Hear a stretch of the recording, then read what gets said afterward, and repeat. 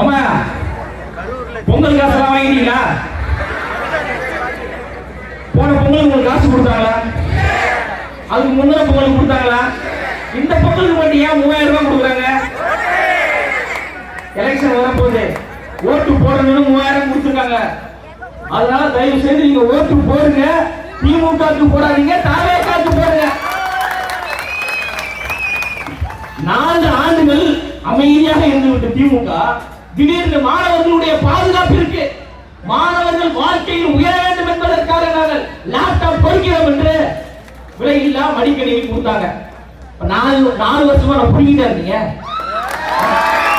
அதிலே பாருங்க, லேப்டாப் கொடுத்தாங்க. லேப்டாப்ல பாத்தீங்கன்னா ஒரு பக்கம் ஐயா ஸ்டாலின் அவர்களுடைய புகைப்படம், இன்னொரு பக்கம் பாத்தீங்கன்னா ஐயா கருணாநிதி அவர்களுடைய புகைப்படம். அண்ணா அறிவாலயத்தில் அவங்க பேக்கெட்ல இருந்து எடுத்து அந்த காசுல லேப்டாப் வாங்கி கொடுத்த மாதிரி பில்டப் மக்களுடைய வரிப்பணத்தில் கொடுத்ததுதான் கொடுத்துட்டாங்க. லேப்டாப் கொடுத்தோன்னா உடனே நம்ம ஆளுங்க, நம்ம பசங்க உடனே ஸ்டாலின் போட்டதை கிழிச்சு, ஐயா கருணாநிதி போட்டதை கிழிச்சு, வெற்றி தலைவர் அண்ணன் விஜய் அவருடைய போட்டோவை வச்சு லேப்டாப் தொடர்ந்து ஆன் பண்ணவன அதுலயும் ஸ்டாலின் ஐயா மூஞ்சி, அதுலயும் கருணாநிதி அவர்கள் மூஞ்சி. பசங்க காண்ட் ஆயிட்டாங்க. அதுக்கு ஏதோ ஆப் இருக்கா போட்டு டெலிட் பண்ணி தமிழக வெற்றி கழகம் வாங்கி வச்சு சரி இதுதான் இப்படின்னு பார்த்தா ஒய்ஃபை ஆன் பண்ணிட்டு நேரா யூடியூப்ல போறான். போன உடனே முதல் பாட்டு உங்க விஜய் சொல்லுவாங்கல்ல, ஆப்பு கண்ணுக்கு தெரியாது அப்படிப்பாங்கல்ல. ஆனா இங்க வந்து ஆப்பு கண்ணுக்கு தெரியுது. எப்படி வண்ண தொலைக்காட்சி கொடுத்து திமுக தன்னுடைய ஊழலை அந்த வண்ண தொலைக்காட்சியிலேயே காமித்து தோல்வியை சந்தித்தார்களோ அதே போன்று இலவச மடிக்கணினியை கொடுத்து அந்த மடிக்கணினியை வாங்கிய எல்லோரும் லேப்டாப் வாங்கிட்டோம், ஓட்டு போடுவோம், ஆனா எங்கள் அண்ணன் விஜய் அவர்களுக்கு ஓட்டு போடுவோம் என்று சொல்கிறார்கள் என்றால் இதுதான் மாற்றம். தமிழ்நாட்டு அரசியல் வரலாற்றிலேயே திமுக இப்போதான் ஒரு வலிமையான மக்கள் தலைவரை எதிர்கொள்ளுது. அண்ணன் விஜய் என்கின்ற வரலாற்று சிறப்புமிக்க ஒரு தலைவரை எதிர்கொள்ளுது. திமுக என்கின்ற 3 எழுத்து மந்திரத்தை தாவேகா என்கின்ற 3 எழுத்து மந்திரம் வீழ்த்த போகிறது. எம்ஜிஆர் என்கின்ற 3 எழுத்து எப்படி தமிழ்நாட்டில் புரட்சியை ஏற்படுத்தியதோ, அண்ணா என்கின்ற 3 எழுத்து எப்படி தமிழ்நாட்டில் மிகப்பெரிய ஒரு கிளர்ச்சியை ஏற்படுத்தியதோ, விஜய் என்கின்ற 3 எழுத்து தமிழ்நாட்டில் புரட்சியையும் எழுச்சியையும் ஏற்படுத்துவது. டிஎம்கே என்கின்ற 3 எழுத்தை டிவிகே என்கின்ற 3 எழுத்து வீழ்த்த போகிறது. எல்லா பெண்களுக்கும் நாங்க 1000 ரூபாய் தரோம், ஓட்டு போடுங்க அப்படின்னாரு ஐயா ஸ்டாலின் அவர்கள். மனசாட்சி தொட்டு சொல்லுங்கம்மா, எல்லா பெண்களுக்கும் 1000 ரூபாய் வந்துச்சா? அப்போ தாய்மார்களை ஏமாற்றுவது திருட்டுத்தனம் இல்லையா? தாய்மார்களை ஏமாற்றுவது பொய் இல்லையா? அப்ப திரும்ப திரும்ப திமுகவை திருட்டு திமுக என்று சொல்வது சரிதானே? ஆட்சிக்கு வந்த பிறகு நாங்கள் நிபந்தனையின் அடிப்படையில் இந்த தாய்மார்களுக்கு தான் நாங்கள் 1000 ரூபாய் கொடுப்போம் என்று சொல்லிக் கொள்கின்ற திமுக, நீங்கள் தேர்தல் பிரச்சார நேரத்திலே நாங்கள் தகுதியின் அடிப்படையில் தான் நாங்கள் 1000 ரூபாய் தருவோம் என்று சொல்வதற்கு உங்களுக்கே துணிச்சல் இல்லை. அப்ப சொல்லியிருக்கணும்ல. அதோட இன்னொன்று மறந்துட்டேன் தலைவா, ஞாபகப்படுத்திங்க. நாங்கள் தான் கொள்கை கூட்டம் அப்படின்னு திமுக சொல்லு. தாவை கேட்ட கொள்கையே இல்லை, அவங்ககிட்ட அறிவே இல்லை, கோட்பாடே இல்ல. சரி, உங்ககிட்ட என்னங்க கொள்கை இருக்கு அப்படின்னு கேட்டா, நம்ம துணை முதலமைச்சர் திரு உதயநிதி ஸ்டாலின் அவரும் கூத்தாடினா சினிமாக்காரர் வந்தவர் தான். உடனே நம்மளை போய் சினிமாக்காரங்க அப்படிம்பாங்க. அவரு தோல்வி அடைந்த சினிமாக்காரர் உதயநிதி ஸ்டாலின். அவருடைய பிறந்த நாள் ஃபங்க்ஷன் நம்ம செஞ்சு மஸ்தான் ஐயா மாதிரி அவங்க ஒரு ஐயா இருக்கார், கருப்பர் ரொம்ப குசும்புகார் அப்படின்ட்டு பெரிய கருப்பர் அமைச்சர். அவருக்கு கீழே உட்கார்ந்து இருக்கிறார்.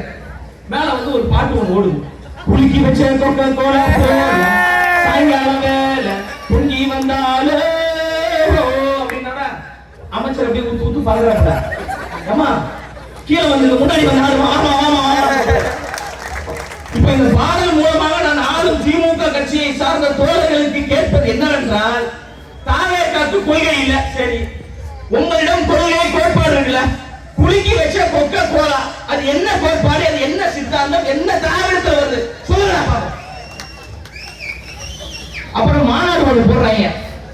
அந்த மாநாட்டில் உட்கார்ந்து முதலமைச்சர் தொண்டத்திலேயே கத்துறாரு, துணை முதலமைச்சர் ஒரு பக்கம் கத்துறாரு, பின்னாடி உட்கார்ந்து சீட்டு கட்டு விளையாடுறா. சீட்டு கட்டு எந்த பொய்யிலப்பா வருது, எந்த கோட்பாட்டுல வருது? அக்கா கனிமொழி அவர்கள் ஒரு மேடையில பேசிட்டு இருக்காங்க, நல்லா பட்டாப்பட்டி டவுசர் போட்டு ஒரு சம போதில மேல ஏறாப்புல, எங்கயோ ஏறாப்புல, ஏதோ கொள்கையை தேடி ஏறாரு போறனால திமுக மீட்டிங்ல உடனே அம்மா அப்பா மேல ஏறாதப்பா, கீழே இறங்குப்பா, கீழே இறங்குப்பா. அவர்கிட்ட எந்த கொள்கை இருக்கு, எந்த கோட்பாடு இருக்கு, என்ன சித்தாந்தம் இருக்கு? இன்னொன்னு நகைச்சுவை பாருங்க, உலக வரலாற்றுல இப்படி ஒரு கவர்மெண்ட கேவலம் சொன்னதுக்கு அப்புறம் உங்களே சிரிக்க போறோம். ஒரு மாற்றுத்திறனாளி சகோதரர் அவரு நம்ம சேப்பாக்கம் திருவள்ளிக்கேணி தொகுதியில தான் அவர் ஜெயிச்சார், உதயநிதி ஸ்டாலின். அந்த தொகுதியிலே பழைய பாத்திர கடையில 2 கப் வாங்கிட்டு இருப்பான். 2 கப்ப வாங்கிட்டு முதலமைச்சர் போய் பாக்குறாரு, ஐயா உலகக்கோப்பை கிரிக்கெட் போட்டியில நாங்க ஜெயிச்சையா, இதையா அந்த கப்பு. அவரும் கப்ப வாங்கி அவர் முதலமைச்சர் நல்லா போஸ்ட் கொடுப்பாரு. அதுக்கப்புறம் துணை முதலமைச்சரை பார்க்க போறாரு, அண்ணே வேர்ல்டு கப்ல அடிச்சு தூக்கிட்டேன் கப்பு வாங்கிட்டாங்க. விளையாட்டுத்துறை அமைச்சர் வர உதயநிதி ஸ்டாலின் விளையாட்டு பிள்ளைய இன்னும் வரைக்கும் இருக்கிறாங்க. ஏன் சொல்றேன்னா நைட்டு 1 மணிக்கு இன்ஸ்டாகிராம் ஏதோ ஷேர் பண்ணிட்டு இருக்கிறாங்க. நான் எதுவும் பொய்யெல்லாம் பேசல, உண்மையதான் சொல்றேன். பொய் பேசினால் என் மீது நீங்க வழக்கு பதிவு பண்ணுங்கள், என்னுடைய வழக்கறிஞர்கள் நான் தைரியமாக.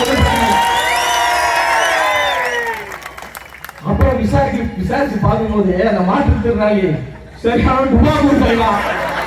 அவர் அப்படி ஒரு உலகக்கோப்பை போட்டியில விளையாடவே இல்லை.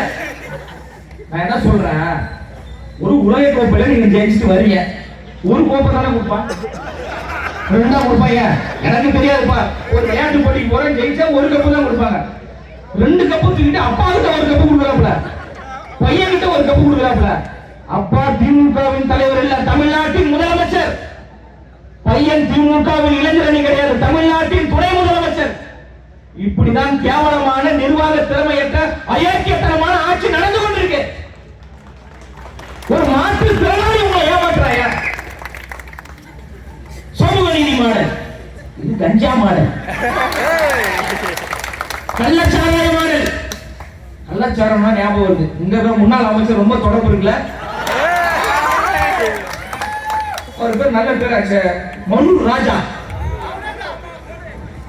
அவரால் 17 பேர் இறந்து போனாங்க. கள்ளச்சாராயம் குடித்து 17 பேர் இறந்து போன ஒரு நபருடைய வீட்டிற்கு சென்று அவருடைய பிறந்த நாளுக்கு கேக்கு வெட்டி அதை எடுத்து ஊட்டுறாப்ல உங்க முன்னாள் அமைச்சர். இந்த அமைச்சர் உங்களுக்கு மீண்டும் சட்டமன்ற உறுப்பினராக தேவையா?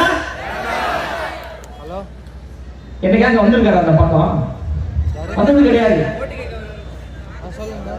அவர்கள் எல்லாம் கோடி கோடியாக நினைத்து பார்க்க முடியாத அளவுக்கு கொள்ளையடித்து விட்டார்கள். அதனால மக்கள் எல்லாம் பார்க்க வரமாட்டாங்க.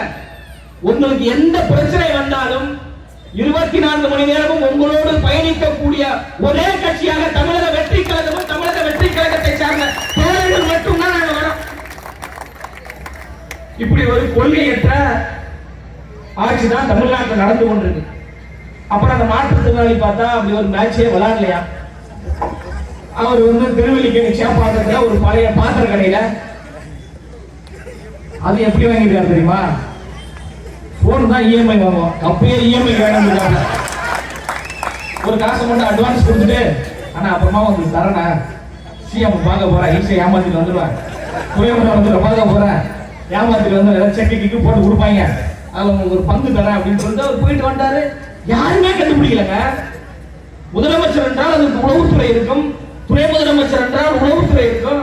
அப்போ ஒரு முதலமைச்சருடைய உளவுத்துறையும் துணை முதலமைச்சருடைய உளவுத்துறையும் ஏமாற்றி விட்டு ஒருத்தர் அங்கே போகிறார்கள் என்றால் அதனால் தான் எல்லோரும் அவரே பொம்மை முதல்வர் என்று சொல்கிறார்கள். வாடிய பயிரை கண்ட போதெல்லாம் வாடினேன் என்று வாழ்ந்த வள்ளலார் பூமி தமிழ்நாடு.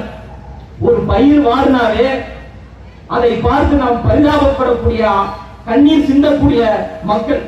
பிறப்புக்கும் எல்லா உயிருக்கும் என்ற சமத்துவ உணர்வை கற்பித்த இந்த மண்ணிலே ஒரு வட மாநிலத்தை சார்ந்த ஒரு தொழிலாளி வேலைக்கு வராரு. ஒரு 4 சின்ன பசங்க கஞ்சா போதையில் அந்த வெட்டிய வீடியோ நீங்க பார்த்திருக்கீங்க. அவ்வளவு கொடூரமான முறையில வெட்டுறாங்க. மக்கள் நல்வாழ்வுத்துறை அமைச்சர் ஒன்று இருக்கிறார். ஓடிக்கினே இருப்பாப்புல, எப்ப பார்த்தாலும் காலையில ஓடுவாப்புல, ஒரு லைவ் போடுவாப்புல, சாயங்காலம் ஓடுவாப்புல. யாருக்கு தெரியுமா? மா சுப்பிரமணிய ஐயா. அவர் உடனே சொல்றாரு, தமிழ்நாட்டில் கஞ்சா ஜீரோ.